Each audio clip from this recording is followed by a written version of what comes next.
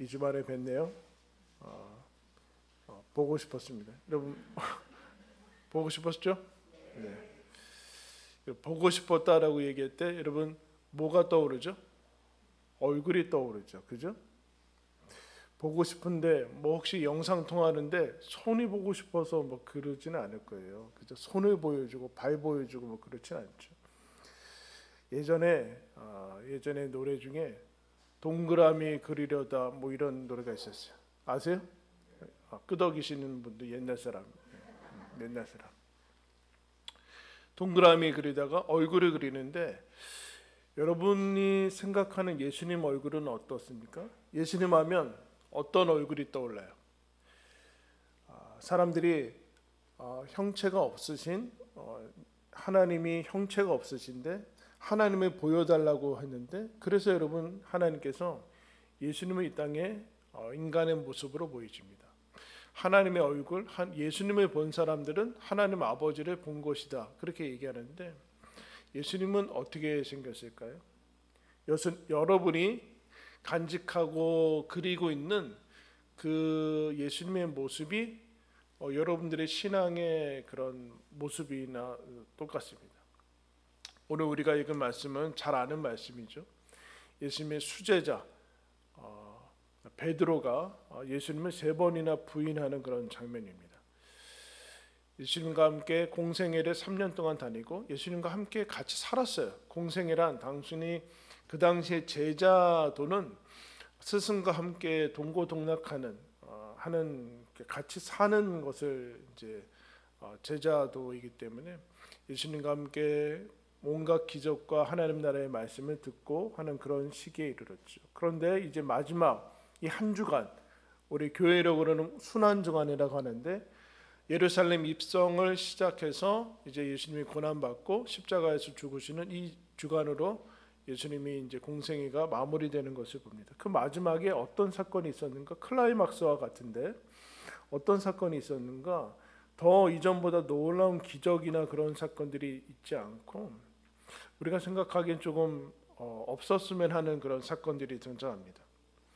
예수님이 마지막 이 한 주간을 지내면서 예루살렘에 입성하고 그 전에 12제자 중에 한 명인 가룟 유다가 이미 예수님을 팔아서 넘겼습니다. 12제자 중에 한 명이 예수님 그 가룟 유다를 팔아 넘긴 거 그건 알고 있는 상태에서도 예수님은 마지막에 제자들과 함께 마지막 식사를 하죠. 유월절 식사 최후의 만찬을 하고 제자들의 발을 씻기고 이제 마지막 당부를 하는 말씀이 나옵니다. 그 사이에 예수님이 베드로가 부인할 것을 미리 예언하시고 그리고 겟세마네 가서 기도하시는 이제 장면이 나오고 거기에서 이제 후에 예수님이 잡혀가시는데 그 이후의 장면이 이제 나오고 있어요. 그래서 54절 말씀에 보면 예수님이 잡혀가서 예수를 잡아 끌고 대제사장의 집으로 들어갈새 베드로가 멀찍이 따라가니라. 사람들이 뜰 가운데 불을 피우고 함께 앉았는지라. 베드로도 그 가운데 함께 앉았다. 예수님이 잡혀갈 때 다른 복음서에서는 제자들이 다 예수를 버리고 도망갔다 이렇게 표현합니다. 거기 같이 있었다가 같이 잡혀갈 거니까 예수님 잡혀갈 때 다 놔두고 다 도망가 버렸어요. 그런 다음에 베드로가 이 사건이 어떻게 될 것인가 대제사장의 뜰로 잡혀간 예수님을 따라가서 거기 이제 몰래 밖에서 이제 사건의 추이를 보고 있죠. 55절과 56절에 이제 한 여정이 와서 베드로에게 너도 예수와 함께 있지 않았느냐라고 묻는 이 장면에 마가복음에 보면은 이제 이 중간에 예수님이 그 안에서 들어가서 벌어지고 있는 사건을 기록을 해주고 있어요. 그냥 여기서는 누가복음에서는 바로 예수님이 이제 베드로가 3명의 사람한테 예수님 모른다라고 하는 것이 등장하는데 이때 안에서 무슨 일이 일어나는가? 예수님을 잡아온 사람들이 예수님에게 거짓 증거로 이제 몰아세우면서 마가복음 14장에 이렇게 얘기합니다. 어떤 사람은 그에게 침을 뱉으며 그의 얼굴을 가리고 주먹으로 치며 선지자 노릇을 하라 하고 하인들은 손바닥으로 치더라. 베드로가 불 쬐고 있을 때 예수님에게 침을 뱉고 있었고 주먹으로 때리고 이제 뺨을 때리는 그 모욕과 순환이 그 안에서 벌어지고 있었어요. 그때 그때 때마침 한 사람이 와서, 한 여종이 와서 너도 저 사람하고 같이 있었지? 그러니까 베드로가 아니다 이렇게 이제 얘기를 했죠. 58절에도 조금 후에 다른 사람이 보고 너도 그 한패다라고 하니까 나는 그 사람이 아니다. 나는 베드로가 아니다. 뭐 이런 거랑 똑같은 거예요. 예수님이 그 안에서 순환당하고 있을 때 이제 수제자가 지금 베드로가 예수님을 모른다라고 하고 있습니다. 우리가 잘 아는 말씀이죠. 근데 여러분 59절에 얼마 있다가 다시 옵니까? 1시간쯤 있다가 다른 사람이, 아까 그 사람이 아니라 다른 사람이, 왜 다른 사람이었을까요? 다른 사람이니까 아까 그 사람한테는 내가 모른다고 했다가도 그 사람이 또 물어보면 아까 얘기했잖아 뭐 그럴 수 있는데, 다른 사람이었으면 다른 대답할 수 있었잖아요. 무려 그리고 1시간이나 지났습니다. 아까는 무서워서 엉겹결에 진짜 두려워서 나도 어떻게 될지 몰라서 그렇게 얘기할 수는 있지만, 1시간의 시간이라는 것은 앞에 두 대답을 점검하고 여러분 확인할 수 있었고 그 다 가라앉히고 차분하게 될 시간이죠. 1시간 후에도 동일하게 모른다고 얘기합니다. 다른 복음서에서는 뭐라고 그래요? 저주하면서 이르되, 그렇게 얘기하지 않아요. 그러니까 이거는 의지가 담겨져 있는 거죠. 의지가. 그리고 확정을 한 거예요. 자기의 대답에 확정을 하고 이제 완전히 돌아선 것을 얘기를 하고 있습니다. 그런데 베드로가 어떤 지금 사람이었는가? 뭐 잘 알다시피 예수님의 수제자인 것뿐만 아니고 이 복음서 이 지금 바로 위쪽에 33절에 찾아보면 우리가 읽은 말씀 위에 33절에 우리 다 같이 한번 읽겠습니다. 시작. 그가 말하되 주여,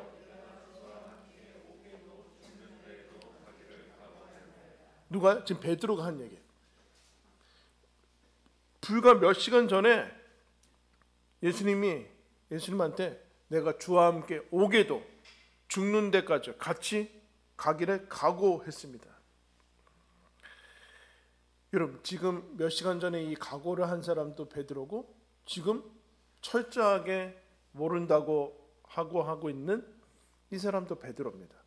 이게 한 사람일 수 있는가? 정신분열인가? 에 문제가 생기죠.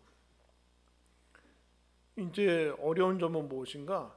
이게 베드로가 33절 이 읽은 말씀이 진심이라는 거예요, 여러분. 거짓이었으면 우리가 생각할 필요가 없죠. 어차피 거짓이었으니까. 근데 이건 진심이었고 목숨 건 각오였는데, 이 각오와 진심이 이 배신의 상황 앞에서 지켜주지 못한다는 거예요. 자기가 그렇게 했는데 이게 되지 않는, 즉 진심이 변한다는 거예요, 여러분. 진심이 변해요. 그게 어떻게 진심일 수 있는가? 각오가 변해요. 각오가 이어지지 않아요. 좋을 때는 여러분 무슨 말 못합니까? 기분이 좋고 상황이 좋을 때는 다 죽는다고 하죠. 근데 바로 앞에 위험이 닥치고 조그만 이익 앞에서도 헌신짝처럼 자기의 신앙과 믿음과 크리스찬됨을 숨기면서 살아가는 이 모습들을 그대로 여러분 보여주고 있어요. 여러분 어땠을까요? 베드로의 이 모습은 어땠을까요? 차라리 앞에 부분이 없었으면 일관성이 있어서 그냥 그렇게 될 텐데 일관성이 없으니까 이 비열함, 인간의 이 염치 없는 파렴치한 모습들이 등장, 거짓과 저주의 모습이 나오고 있고, 베드로는 아마 이 모습을 빼앗으면 좋겠을 거라 생각했을 거예요. 실패와 자신의 밑바닥을 보고 자기는 아마 그러지 않을 거라는, 자기는 아마 가룟 유다와 다르다는 그런 생각으로 있었을지 모르는데, 자기의 밑바닥을 보고 여러분 대단히 힘들어하고, 사람이 이럴 때 어떻게 느끼죠? 자기가 자기 자신에 대해서 한심하게 여기죠. 이게 인간의 놀라움이에요, 여러분. 인간의 놀라움. 다른 동물은 아마 그러지 않을 거예요. 인간은 자기 자신에 대해서 실망한 것을 넘어서 한심하게 여기고 환멸을 느끼고 이제 자포자기로 이제 가게 되죠. 그때 다른 복음서에서는 나오지 않는데 61절에 보면 이렇게 말씀합니다.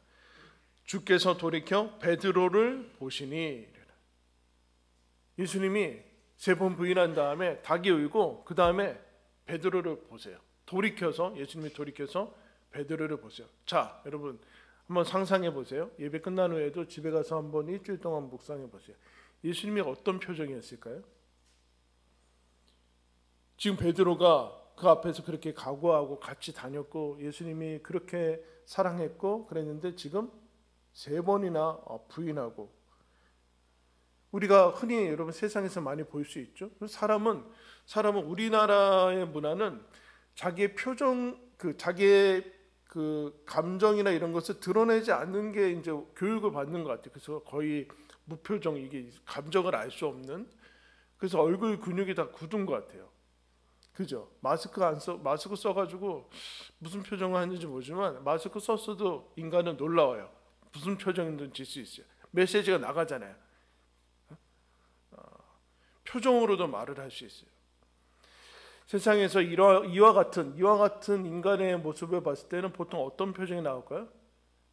네가 나한테 어떻게 그럴 수 있냐, 실망과 너도 어쩔 수 없구나 라는 한심한 그런 표정, 혐오와 그런 환멸의 표정들이 그렇게 드러날 수 있겠죠. 그런데 여러분, 예수님이 과연 그런 표정을 지었을까요? 어떤 표정을 지었을까요? 그런 표정이라고 예를 들 것 같아요. 베드로가 이 정도인데 하나님이 예수님이라도 다른 표정을 지을 수 있었을까라고 생각하는데, 그 다음에를 보면은 예수님의 표정에 대해서 얘기하지 않는데 베드로가 다음 행동을 보면 이렇게 나왔어요. 베드로가 주의 말씀 곧 오늘 닭 울기 전에 내가 3번 나를 부인하리라 하심이 생각났다. 예수님을 보자마자 무엇이 생각났냐면은 예수님이 하신 말씀이 생각났어요. 그 전에 자기가 오게도 가고 죽기에도 주와 함께 죽겠습니다라는, 심지어 다른 복음서에서 이랬어요. 다른 제자들은 다 도망가도 자기는 안 가겠습니다, 이렇게 얘기했거든요. 그때 하는 말씀이 생각나서 밖에 나가서 울었다라. 그러면 우리가 흔히 생각하는 일반적으로 나오는 그런 한심한 표정이나 실망한 표정이 아니라는 거예요. 왜냐하면 그랬다면은 3년 동안 내가 괜히 시간 낭비해가지고 이때 돌이키길 잘했지, 내가 저 사람 따라갔다가, 가룟 유다는 그랬거든요. 3년 동안 따라다녔는데 예수가 죽는다는 거예요. 그럼 내가 3년 동안 따라다닌 내 인생은 뭐가 되는 거예요? 스승이 죽어버리면 내가 꿈을 걸고 비전을 걸고 생명을 걸고 따라다녔으면 뭔가 해내야 되는데 죽어버린다니까 더 이상 따라갈 수 없죠. 베드로가 근데 나와서 통곡합니다. 그 표정이 아니었다라는 거죠. 그 표정이 아니었다. 그러면 예수님이 베드로한테 어떤 얘기를 하셨는가? 요 중간만 나왔는데 우리 위쪽으로 올라가서 31절 말씀 보면 베드로가 각오하기 전에 예수님이 이런 얘기해줘요. 31절에 시몬아, 베드로를 얘기하는 거죠. 시몬아 시몬아, 보라 사탄이 너희를 밀가부르듯 하려고 요구하였으나 그러나 내가 너를 위하여 내 믿음이 떨어지지 않기를 기도하였노니 너는 돌이킨 후에 내 형제를 굳게 하라. 부인 사건이 있다라는 거죠. 너는 아직 뭔지 모르지만 너 돌이킨 후에 네가 떨어지는 그 사건이 있을 거다. 근데 베드로는 그런 일 없습니다. 제 인생에 그런 일은 없을 겁니다. 장담을 하게 되죠. 근데 예수님이 이런 얘기를 해요. 그때 내가 너 믿음이 떨어지지 않기를 위해서 기도한다라고 얘기를 하고 있어요. 즉 부인 사건을 얘기를 하는데 베드로가 예수님을 부인하는데 믿음이 떨어지지 않기를 위해서 기도한대요. 그러면 여러분, 흔히 믿음이 좋다 하면 뭐가 떠올라요?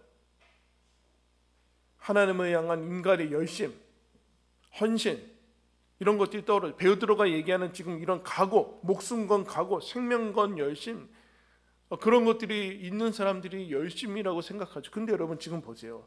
한순간으로 다 사라져 버렸어요. 그 앞에 것들이 거짓은 아니었어요. 그러나 내 행위, 내 완벽한 하나님을 향한 헌신, 점과 흠이 없는 이런 생활, 그런 것은 한순간으로 다 무효가 되고 무가치하게 버려졌어요. 베드로는 믿음이 좋기는커녕 아주 배교자인 것이죠. 자신을 용서할 수 없는 상황에 이르요. 왜요? 자기가 그렇게 장담했기 때문에 자기를 용서할 수도 없고 실패와 포기밖에는 남아있지 않은 상황인데 무슨 믿음이 떨어지지 않기를 위해서 기도하는가? 그러니까 우리가 생각하는 것은 내가 뭘 해서 내 뭐 때문에 믿음이 유지된다고 생각하는데 그 믿음 아니다라는 얘기예요. 예수님이 부인 사건 전과 후가 동일한 것을 믿음이라고 얘기를 하고 있어요. 동일한 것. 나의 한 번의 실수로 내 완벽한 삶은 5점이 남기고 치명적인 것으로 있는데 거기에 내 믿음의 근거를 삼을 수 있냐는 얘기예요.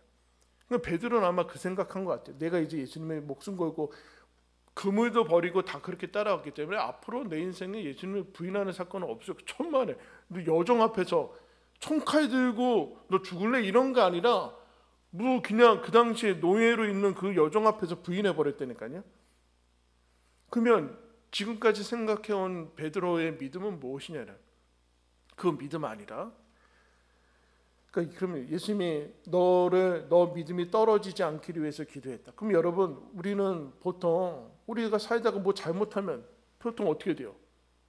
떨어지잖아요, 믿음이. 왜? 그 안에 뭐가 있어요? 예수님은 나를 어떻게 생각하실까? 내가 이렇게 한심하고 이것밖에 안 되고 부족한데 예수님이 나를 어떻게 생각하실까? 난 예수님에게 뭘 나갈 자격이 없다. 뭐 이렇게 쭉쭉쭉 연결돼서 자포자기하고 낙심하고 이게 쭉쭉 계속해서 악순환이 일어나는데 예수님이 그것을 막으셨다는 거예요. 너는 너의 믿음이 네가 붙들고 있다고 생각하느냐? 하나님은 너가 붙들고 있다고 생각해서 지금까지 왔느냐? 그 얘기하는 거죠. 네가 아니라 내가 너를 붙들 거다. 그럼 믿음이란 무엇인가? 부인하기 전에도 부인 후에도 똑같은 것은 무엇인가? 따라했습니다. 날 향한 예수님의 사랑. 이러면 기적이죠. 여러분 부인하기 전에 베드로와 부인할 때도 어떻게 사랑이 똑같을 수 있습니까? 세상에는 그런 게 없어요. 그러니까 우리는 이것을 믿기가 어려워요. 언어적으로는 무조건적인 사랑을 조건이 없는 사랑을 얘기를 하지만 우리가 이 실제로 정말 내가 이 정도인데 사랑할까? 그거를 경험을 하지 못해요. 믿어드리지는 못하죠. 예수님이 이거 얘기해. 너 앞에 이제 앞으로 너가 나를 부인하는 사건이 있을 거다. 그때 네 믿음을 떨어지지 않게 네 믿음 접으면 안 된다. 왜냐하면은 그때도 내가 지금처럼 네가 나를 위해서 각오하는 것처럼 동일하게 그거와 상관없이 내가 너를 동일하게 사랑할 거기 때문에 그렇다. 그게 믿음이다. 너를 향한 무조건적인 그 사랑 위에 올려놓는 게 믿음이다. 어떤 상황에서도 변하지 않는 게 믿음이다. 그게 거기에서 나오는 표정을 베드로가 본 거죠. 베드로가 본 거. 얼굴 생김새를 본 게 아니라 베드로가 그 표정을 보아서 나가서 어떻게 해요? 그 사랑에 우는 거죠. 통곡해서 우는 거예요. 내가 기대하지 않았던 실망하고 한심해 보이는 그 표정을 기대했는데 예수님은 동일하게 인자하고 이전에 나를 사랑하셨던 그 사랑의 표정으로 나를 보시는 거죠. 그러면서 그거 가지고 십자가 지러 가시는 거예요. 이 표정이 떠올라야 돼요. 이게 믿음이에요, 여러분. 언제요? 여러분이 잘하고 있을 때 아니라 여러분이 엉망하고 있을 때에도 그 모습이 떠올라야 돼요. 그래야지 여러분 그게 믿음이고 그래야지 돌이킨 후에 전진할 수 있어요. 돌이킨 후에 전진한다는 게 뭐예요? 이 치명적인 오류, 치명적인 실패, 최악의 밑바닥을 보고서도 분명히 실패하고 포기해야 되는데 예수님의 그 얼굴을 보면서 계속 전진해 나가는 거예요. 그게 여러분 믿음이에요. 근데 우리는 그렇지 않은 척 그런 모습을 하고 있죠. 이 하나님의 얼굴을 이 복음과 성경을 통해서 계속해서 만들어 나가요. 자기가 기도 속에서 인식을 해나가요. 주보를 한번 보겠습니다.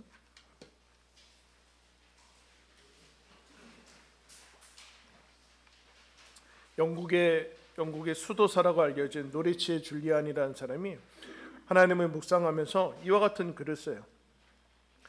내 마음은 하늘로 들어 올려져 그분 집에 거하신 우리 주님을 보았습니다. 거기서 그분은 사랑하는 친구와 종들을 초청하여 잔치를 여셨습니다. 주님은 한자리에 잠자코 앉아 계시지 않고 구석구석 돌아다니시며 집안 곳곳을 기쁨과 웃음으로 채우고 계셨습니다.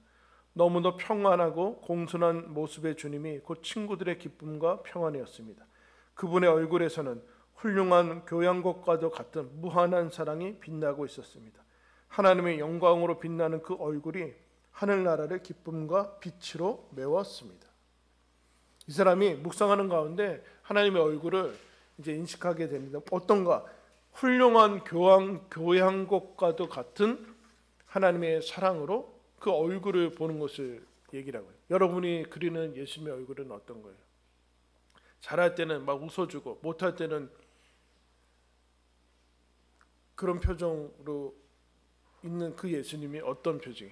최악의 지금 이 상황, 복음서의 마지막에 절정이라고 해서 이 최악의 이 상황에서 예수님이 베드로를 향해서 사랑과 인자와 베드로가 여러분 왜 울었을까요? 예수님이 나 부인할 거 알면서도 제자를 불렀다는 얘기예요. 결정적일 때도 배신하고 도망가고 그럴 사람임에도 불구하고 너 내가 알매도 계속해서 너 하나님의 나라 일 시킬 거다. 그것을 아는 거예요. 이거에 좌우되지 않는 사랑 가운데 들어갔구나 그 얘기를 하는 거예요. 여러분 영화 중에 원더라는 영화가 있거든요. 그 줄리아 로버츠라는 사람이 이제 찍은 영화인데 한번 보시기 바랍니다. 그 영화 보면 거기 이제 한 가정이 나오는데 이 가정에서 한 아이가 태어나는데 남들과 좀 다른 얼굴로 태어나요. 그래서 태어나서 무려 27번의 성형수술을 하게 되는데 그 남들과 좀 다르겠죠. 모습이 좀 다른데 27번의 성형수술하면서 이제 어렵게 잘 키우고 이제 홈스쿨을 하다가 더 이상 이제 집에서는 학습할 수가 없어서 학교를 보내야 되는데 걱정이 이만저만이 아니죠. 아이들이 놀리고 과연 학교를 적응할 것인가. 학교 가니까 여전히 예상했던 듯이 애들이 왕따시키고 벌레 같다고 하고 괴물 같다고 하고 병균이라고 하고 아무도 안 놀아주고 그러니까 학교 이게 충격을 받는 거죠. 근데 학교 안 간다고 하고 그래서 그 전에 이 누나 친구가 오토바이 헬멧 같은 걸 선물로 줘서 학교 앞까지는 그거 쓰고 가고 안 보이니까 들어와서는 벗고 막 그랬어요. 어렵고 이제 힘든 그런 시기를 보내는 그 장면들이 나오는데 이제 어느 날 이 아빠가 이 헬멧 계속 쓰고 다니는 헬멧을 숨겨놔요. 근데 아이한테는 잊어버렸다고 그래요. 어디 갔냐고, 나 헬멧 써야 되는데 어디 갔냐고. 나중에 아빠가 알려줘. 나 사실은 그 아빠가 숨겨놨어. 왜 숨겼냐고. 나 그때 헬멧 없어가지고 나가지도 못하고 막 그랬는데 그 아빠가 그렇게 해요. 어긴데 그 아이가 아들, 아빠는 너 얼굴 보고 싶어. 자기가 자기 얼굴을 보기 쉽지 않고 다른 사람들은 괴물이라고 놀리는데 아빠가 그래. 아들, 아빠는 아들 얼굴이 보고 싶어. 헬멧 쓰고 있으면은 얼굴 못 보니까. 그 나중에는 이제 엄마가 학교 안 간다고 하고 애들이 나를 괴물이라고 놀리고 막 이상하다고 놀리는데 엄마가 넌 그렇지 않아. 넌 그렇지 않아. 너는 정상이고 너는 예쁘고 얼굴 잘생겼어. 그러니까 그 아이가 그래요. 엄마니까 그렇지. 딴 애들 친구들은 모르는 애들은 같은 반 애들은 다 완전히 막 이렇게 하거든요. 엄마니까 그렇지. 그러니까 엄마가 중요한 얘기를 해. 엄마 말이 제일 중요한 거야. 그죠? 다른 사람 말이 중요한 게 아니잖아요. 나를 사랑하는 엄마가 너는 얼굴이 정상이고 예쁘고 남과 다를 뿐이다. 나는 이 엄마 말이 제일 중요한 거 아니에요. 이런 하나님께서 우리에게 주는 것, 세상 사람들이 세상에 혹 배신하고 나를 다 싫어해도 더 나아가서 내가 나를 봐도 실망스럽고 내가 나를 배신할지라도 그때 내가 나를 쳐다보기 싫을지라도 그때 예수님은 그렇지 않다라는. 예수님의 얼굴은 생김새가 아니라 이와 같은 것이죠. 이사야 54장 10절에 산들이 떠나며 언덕들은 옮겨질지라도 나의 자비는 너에게서 떠나지 아니하며 나의 화평의 언약은 흔들리지 아니하리라. 너를 긍휼히 여기시는 여호와께서 말씀하셨느니라. 산들은 떠나고 언덕은 옮겨져도 세상은 천지가 다 무너져도 내 사랑은 떠나지 않는다. 변하지 않는다. 이런 베드로가 봤던 얼굴이 어떤 얼굴이에요? 부인 전하고 부인 후가 똑같은 얼굴이죠. 예수님의 사랑은 변하지 않는다. 떠나지 않는다. 여러분, 이 얼굴 기억하시고 예수님이 나를 언제나 최악의 상황에서도 나를 사랑하시고 나를 인자하게 하나님의 아버지의 얼굴로 바라보고 계신다라는 사실을 여러분 마음속에 새기시고 그리시고, 그래서 우리에게 주어진 삶을 여러분 그 사랑에 힘입어 살아가시기를 예수님의 이름으로 축원합니다. 기도하겠습니다. 하나님 아버지, 우리는 때로 크고 작게 넘어지고 실패하고 그 모습을 보고 하나님 내 스스로 한심하게 여기고 또 모든 것을 놓고 싶고 자포자기하며 살아나가는 우리의 모습을 봅니다. 하나님 자녀답지 않아서 하나님도 우리를 한심하게 여기고 있다라는 그 생각에 빠질 때도 있습니다. 그러나 주님, 오늘 말씀을 통하여 하나님께서 우리에게 말씀합니다. 내 사랑은 떠나지 아니하고 변하지 않고 무조건적으로 아무 조건 이유 없이 우리를 사랑하시며 우리를 인자하게 사랑으로 바라보시며 지키시며 도우시고 계시는 하나님의 얼굴을, 그 눈을, 하나님이 나를 향해 기뻐하시고 웃으시는 그 표정이 영원하다는 것을 다시 한번 가슴에 깊이 새깁니다.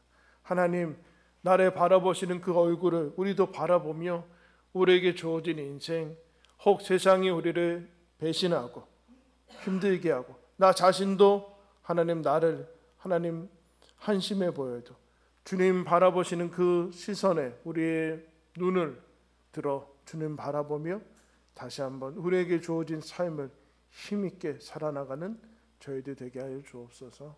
예수 그리스도의 이름으로 기도드리옵나이다. 아멘. 우리 찬양할 때